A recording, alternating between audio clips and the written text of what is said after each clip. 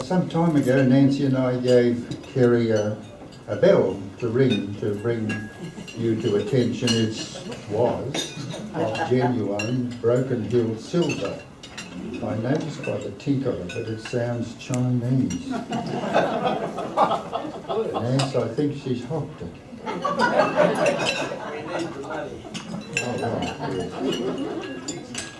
The little village of Ugali stands outside Griffith, in the middle of the Murrumbidgee irrigation area. My grandparents were the first people to settle the Murrumbidgee irrigation area. They came from Broken Hill, where she was born. Ugali School was my first school. My first 6 years in Ugali were of a family of 11 who could eat well. I was the seventh and I didn't eat too well, but the rest, if you paused in your eating, it would disappear. I went to school at 6 with my brother. Soon after that, war tumbled into our lives. My father, my elder brother and my sister went into the Army Nursing Corps, which left us with a depleted family. I began my descent into poverty and hell with a table and 5 sixpences. I went to school, and each day I took a sixpence with me. I was instructed by my mother to go across the road to the school and buy a bag of broken biscuits for my lunch. I used to see her going past the school at what we called playtime then, and you know as recess, on her way to a train, a steam train that took her into Griffith. She descended from that point into a mudder I hardly saw. I felt keenly something was terribly wrong. My brothers felt the same. I was prone to bursting into tears as it got dark and she had not made her appearance. When she did make her appearance, it was in a car with some man who conveniently parked it out of sight and went to bed with my mother. From time to time, my guts froze as she informed us that the man she was currently with was to be our father. I have met children in school who have been in front of me crying their eyes out because their parents have split up and the mother has informed them exactly what my mother told me. This will be your father. Came 1944 and we were turfed out of the house that had been our home at Ugali. That's a reasonably happy place. But we had to move, she told us, because Mr. Parry had told her she had to get out. She didn't say that she had never paid the rent since my father left to go into the army. We moved on the back of a truck with all our gear and one dog to a farmhouse right alongside McWilliam's Winery in Hanwood. We drove up to the place and I thought we were going to go past it, but that was it. It wasn't something to go past. It was a tin shed of reasonable size, walls, roof of sheet metal, and when we went inside it had poles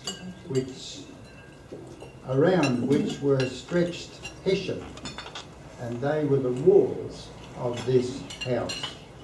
So Mother always instructed us when she was getting dressed or undressed to go somewhere else while she lit the candle because you could see it clean through the hessian, along with everybody else.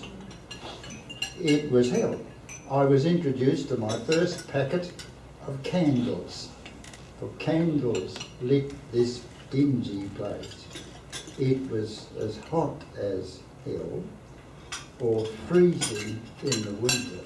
There was no kitchen, there was no bathroom. there was another tin structure that looked like a country dunny out the back, and when you went to a little irrigation ditch which happened to be flowing, you could get water, put it into a can at the top, summer and winter, and have a lovely shower until it ran out. No ditch in the water, water in the ditch. You had to go over to a bigger ditch which was some 500 metres away and fill up the thing from there. She kept on going away. She kept on coming back with men. After 1 year, we were thrown out again. The woman who owned the farm with her husband saw her as a wanton woman and had been to school with her when they were children. So out we went again. This time, my mother declared that we would move into the main canal near the town of Griffith. She was going to purchase a large tent and we would live happily ever after in the tent. No tent emerged. My grandparents said you can have the little house which is on our farm and that will be your home, which was a magnanimous gesture by my grandfather, who at the age of 16 had thrown my mother out of the house because she became pregnant.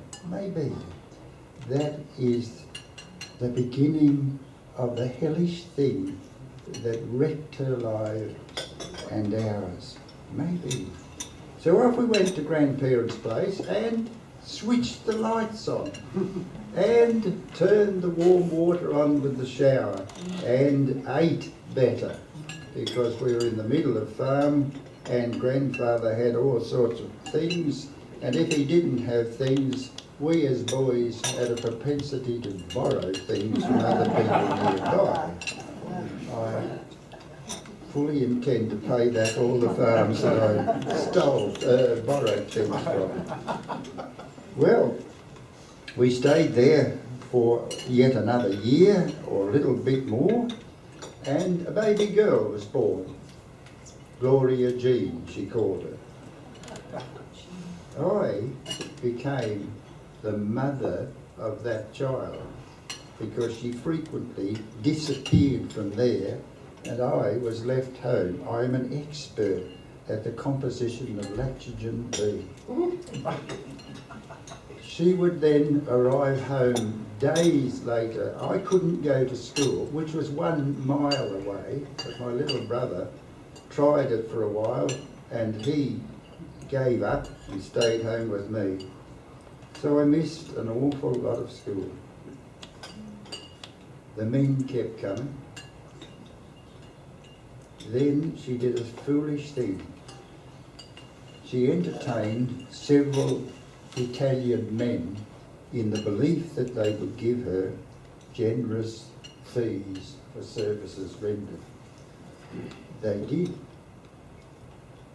The ubiquitous fiver first appears and haunts my life at least until I'm 15. That was the standard charge, a fiver.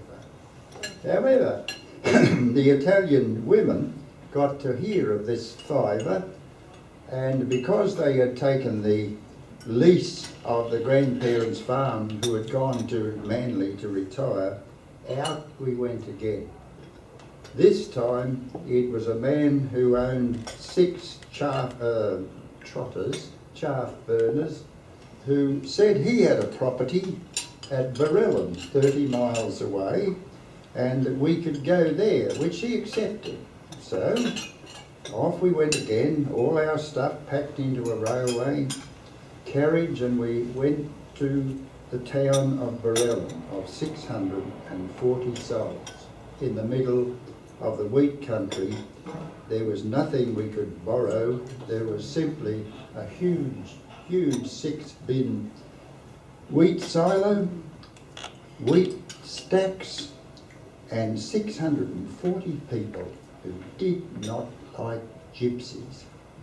That's what we were named no sooner we were off the train. We go through the railway yards, me carrying little Jean. It's a bitter day in March, cold wind. We go past the corner of the hotel and there it is. Welcome to hell. A big house standing there with no windows, no doors, had not been painted in centuries, had a large gum tree alongside it, little saplings all over, and a common fence with the hotel next door. Even my mother said, "Oh my God," when she saw that. So we went across. Harry the horseman is inside. He has done absolutely nothing to welcome us to his property, which he did not own. It was the biggest clanger he'd ever told, and he was an expert at them. We walked inside, but there was one thing about that house which was impressive. It had a lot of cellars. The trouble is, when you looked into the cellar, you could see the dirt underneath, which was the house. They were big holes in the floor, 5 of them, all over the place. Each room you went to had a cellar, which we found amusing. Harry the horse supplied air conditioning straight away, bags tacked to the windows, bags tacked as doors, and we settled into the front room, and my mother attempted to cook something, but the stove had collapsed about 1604, or when King James left the throne, I don't know when. But it was a collapsed mess, and all it did was smoke us out. So we had some polony. You remember that? You would remember polony, a big sausage that you cut up. She cut that up. I sat there with a blanket around my little sister, and we ate this stuff by the aid of a hurricane lantern supplied by the horse, Harry. And then it happened. All of a sudden, black boots began kicking in the door, and there emerged into the room 2 police officers, one of which, if I was a swearing man, I would describe him, but I won't because this will melt. "What are you doing here? Where'd Jews come from?" And off he went. And Harry the horse got up and said, Jim, it's me. And, right, Harry. And they went outside and there was a muttered conversation, of which I heard one sentence: "If you got any winners, tell us." Right, we're allowed to stay. I go to school. A week later, and I hear, "Here comes the gypsies. Here are the gypsies. What are they doing in our school?" So the gypsies go in to see the principal, who is a vicious little man. He records our names and addresses, and I remember his washed out blue eyes looking up at me and saying, "I dish out black eyes and bleeding noses here for people to get on my nerves in this school, you understand?" Yes, we understand. So off we go. 3 weeks later, there is an inter-district school sports. I go to these school sports, which are held in Barellan rather than Area Park or Ardlethan or the rest of it. I could always run. I could always jump. I could do all sorts of things like that. And I win the school, district schools championship, and I've got champion in the CrossFit. But this is all right. So I go back to school the next Monday, gets eyewash, Hitler, and he says, "Now I'd like to thank all those who did very well at the sport. Rita, you, everybody else." And I'm standing there. Nothing. He doesn't mention my name or anything else about me. Fred and John, my elder brothers, are told, don't look for work in this place, get out. So they leave. That leaves me, Alan, and little Jean, and my mother with a suspicious bulge. 3 weeks later, Fred, John arrive back. She has another baby. Another baby. I remember the night she had it. Boys, it's coming. So they rush out, and they had a sulky and a horse waiting. Mother climbs in. I've got Jean in my arms. It's just on dawn. John sits up and says, get up, to the horse. It does. Whoosh, straight out. He forgot to do the traces. Mother is sitting there looking at the ground, bellowing at him as a so-and-so idiot, blah, blah.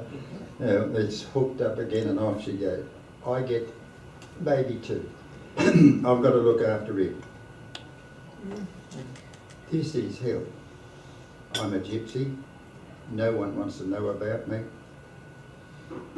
The attitude of the principal or the headmaster is well known. He does his block one day, as he frequently did, and they had a thing at the back of the school where Aboriginal artefacts were. He seizes one of these, rushes down where I am sitting with other kids, and it's my desk that he slams this nulla onto my desk and splits it in halves on top of me. Then tells me to pick up the pieces and go out and fix it up. He leaves, thank God. A man comes in who is a kindly person. We start to starve. Do you know how to stop the pangs of hunger overwhelming you? It's easy. All you do is drink water. Keep drinking water, because your belly then says, oh well, I'm full, I'm all right. And when you start to get the savage pangs in your belly, drink a bit more. But there will come a time when your stomach says, I've had enough of this, out, and you vomit. Immediately go back and drink more. Keep trying to fool it until you get giddy, and then you're in trouble. My little brother and I go over to the local showgrounds, and there's an old training track for greyhounds there, and rabbits run everywhere. So we get ourselves thick sticks and begin to persuade the rabbits to come home for lunch. They do. We eat rabbit,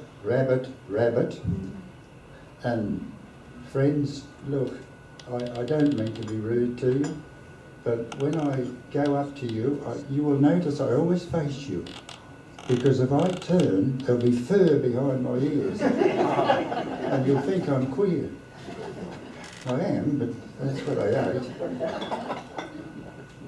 Then we discovered that the big wheat stacks of bags that were there, we could raid them at night.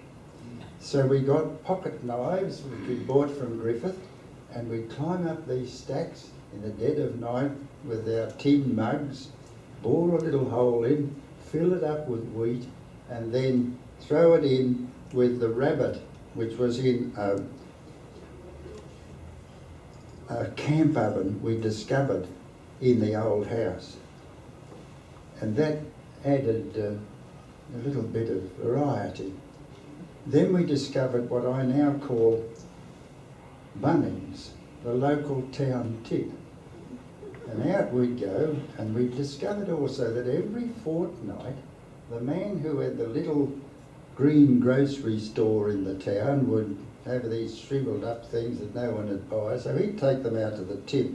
And when it got dark, we'd go out, sieve through the best of this quality stuff from Bunnings, put it in a sugar bag, take it back, and presto, we had a marvellous feed of rabbit, wheat, shriveled carrots, and all sorts of stuff like that. And we would eat it. But we discovered something also. Our mother would come home. She'd go out all right. She couldn't wear shoes at this stage, but she had slippers. And when she came back, she'd be lurching through the door because she'd spend from 10 o'clock in the morning till 6 o'clock at night over in the next door pub. And the degree, volume of snoring told us how drunk she was and how useless it was to go up and say, would you like something to eat? She never seemed to want it. It took years to find out why. Food, when it got cold, the air conditioning failed. It didn't turn into heat.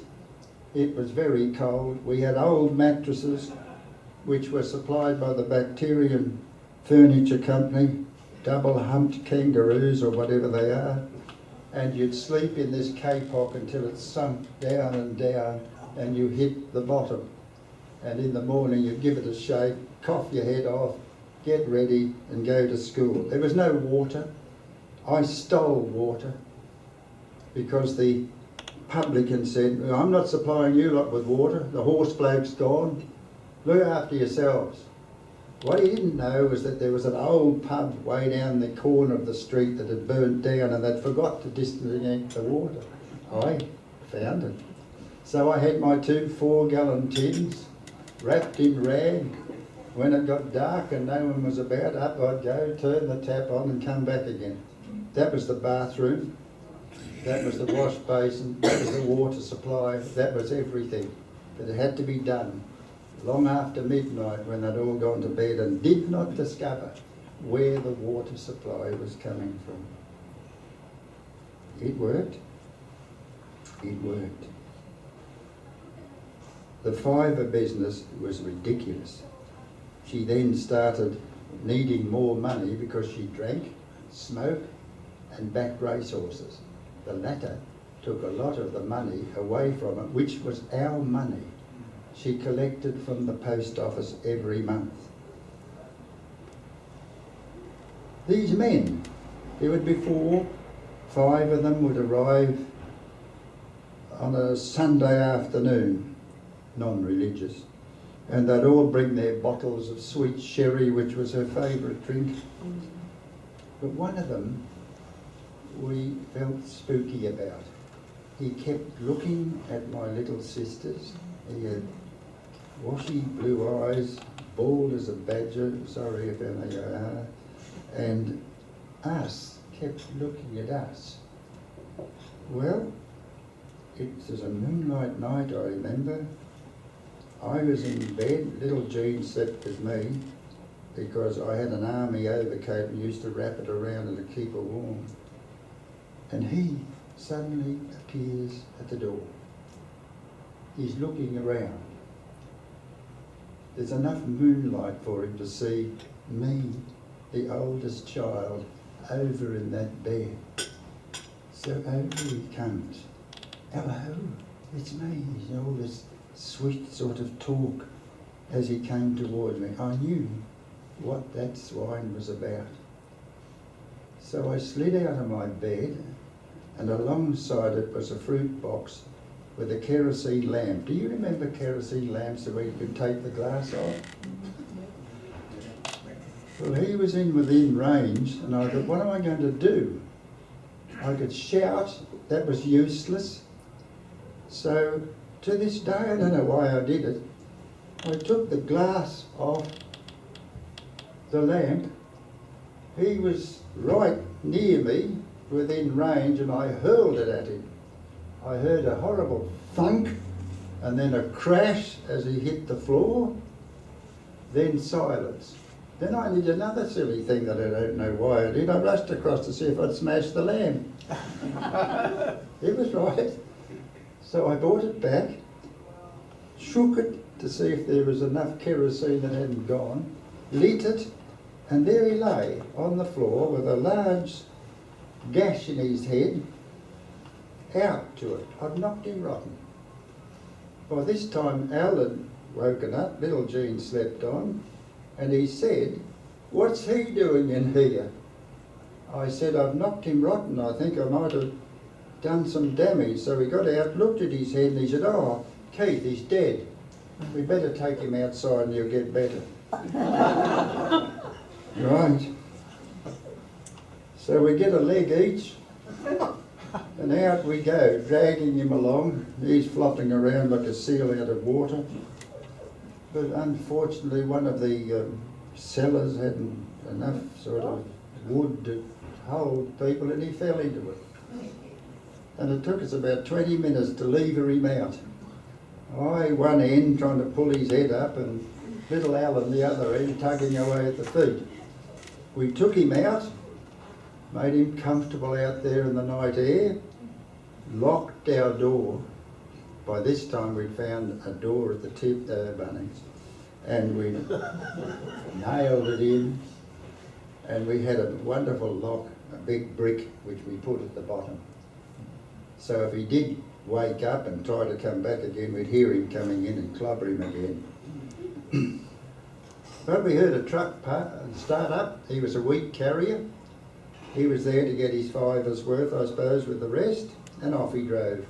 Never saw him again, thank God.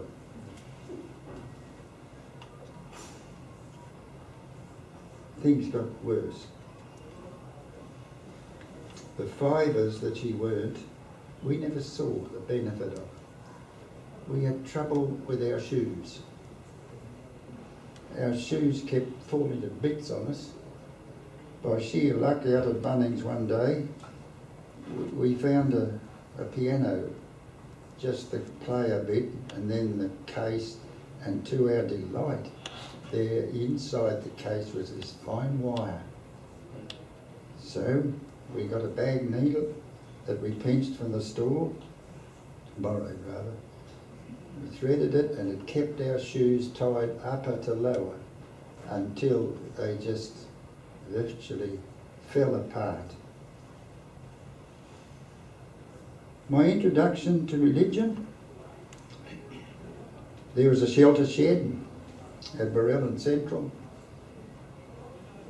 The local ministers, if there were any, there was a Methodist fellow who came to town, home missionary with a Harley Davidson bike. And then he sold that and he got another car, which we didn't take much notice of, but we did. He was preaching in the church one night, and we heard the local man who was the blacksmith say, "Hey, you know that Methodist bloke that's come to town? He's got this car with brass headlights on it, and they're worth a few bob there." So I say to Alan, "Yeah, let's borrow his headlights." Right. So we find a spanner. We sneak across one day after school, and it fits the nuts. Right. We will get these. Who we were to sell them to, where, we hadn't a fact, but we needed shoes. So we'd get this. Right, it's a Sunday night, bright moonlight night, off we go. Over to the Methodist church, wooden church. Alan says, "I'll start, you keep me." Right, in there looking around. Inside I can hear, "Blessed assurance," and then comes the occasion where the minister has to preach, and he is responsible for pumping up the kerosene lamp so that the thing glowed in the night, and he would get behind the pulpit. I don't know. Instead of keeping net, when I heard this music, I've never heard it before. It sounded like a huge mouth organ. And I thought, what's that? It sounds really good. So like a fool, I walk across to the window, and I'm standing there listening to it, and the organist stops playing. The man pumps up his light, and the next minute my brother said, he's coming, and he takes off. I'm trapped. Hello, Keith. Are you interested in coming in? Yes, come on. So off I go, no shoes, windows in my dacks, a shirt that I've not been able to wash for weeks. It must have smelt like an Arab's bazaar. He takes me round, sits me on a seat next to tall men in suits, looking ahead with hats off, and in I go, and I'm put beside a big tall man who looks at me and I thought, here we go again, Gypsy. Hello, laddie. Welcome. Here's a book for you. The Red Methodist Hymn Book. Right. I'm looking at it. He starts to talk like Methodist hymn. And then we get up to sing. I can't sing for nuts because I haven't known, but I look at the words.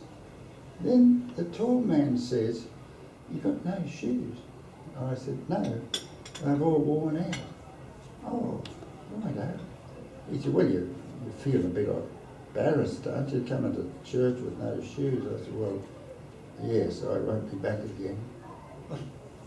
3 days later, the tall man strides across the paddock with 2 boxes under his arm, and he says, "Here are, laddie, one for you, one for him."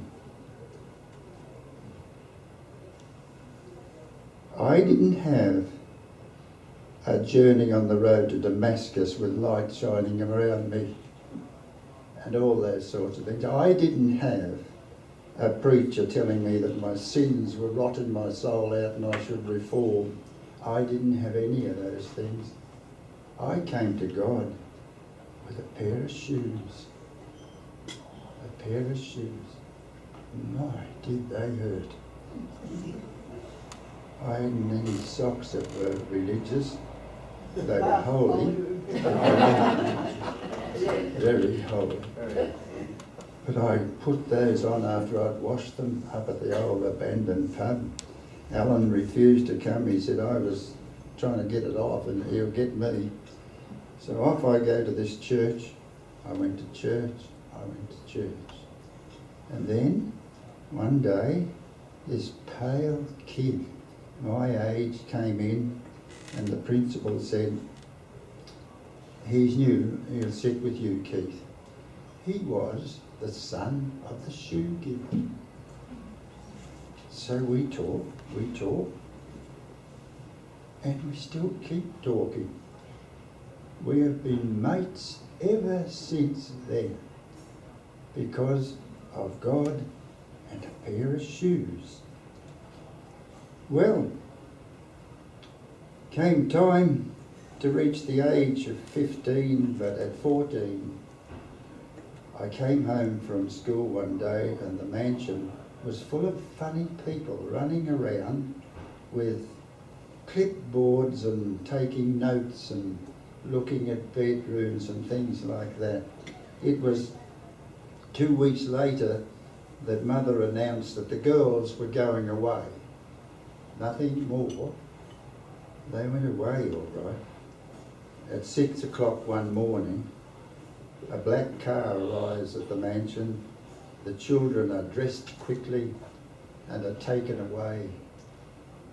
And we see the local district motor train going past. Mother, Alan and me are there waving as the children look out the window. The little one's waving. The older one has her hands to her eyes. It took 32 years before we found her. I remember the day that Nancy and I and the 2 girls drove up to a house in Queensland, and she came out the door. Little Jean. You have no idea what it felt like to put my arms around her. Gee, I'd found her. And she'd found us. We found Margie later, and we keep in touch with them now. I left Barellan, went to Griffith. My sister gave me a room or a bed. She arranged for me to have a job with the Mackay family, which we knew well. She had grown up with them, went to school with the Mackay boys, and you remember the one that was murdered. I started that Monday morning. I had enough money by working on a wheat header, £15. I did something that I'd always wanted to do. When we had school sports, I used to notice something funny. The kids would get undressed and they had these weird clothes on, white things that they pulled up here. Little though, what are they? And I said to my mother once, what are those white things they are? She said, got nothing to do with you. I was battling to get a singlet to go to the school sports. It cost me £6 down at Mrs. Crane's second-hand store. But these funny white things. So when I went to Griffith, I thought, I'm going to get those white things. So I went to Fossey's store, and there they were on the counter. And I said, I'll have one of these, thanks. And I paid for it. I went home.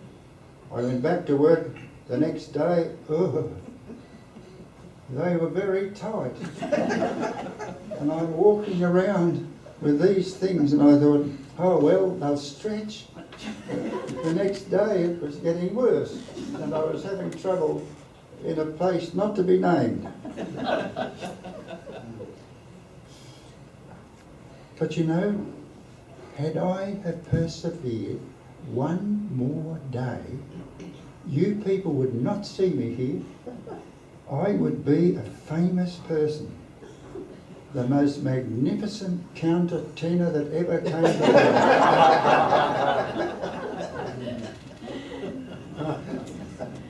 to just because of one day. Mr. Mackay instantly recognised what I was, and I was given a job, Marveering. I went to school, I went to Wangaratta, I went to an NYF, I candidated as a ministry, I went to Preston, best thing I ever did. There she is, it's her. And I went to Queen's College. What I have not mentioned is the book. One day I went with Alan to the tip, Bunnings, and I found this book. Now the school library was a joke, so I took it home, I opened it, and there was a magic world. There was all sorts of descriptions of all sorts of things. I didn't know what it was, but I read it and read it and read it, and it got me into trouble. The headmaster said one day, I remember clearly, does anybody know where the colour purple comes from? Yes, it comes from a snail. And blah, blah, blah, and off I went, and I could see on the faces, the gypsy. The gypsy thinks he's smart. So the headmaster saw it and he said, Keith, come here, I want to see you.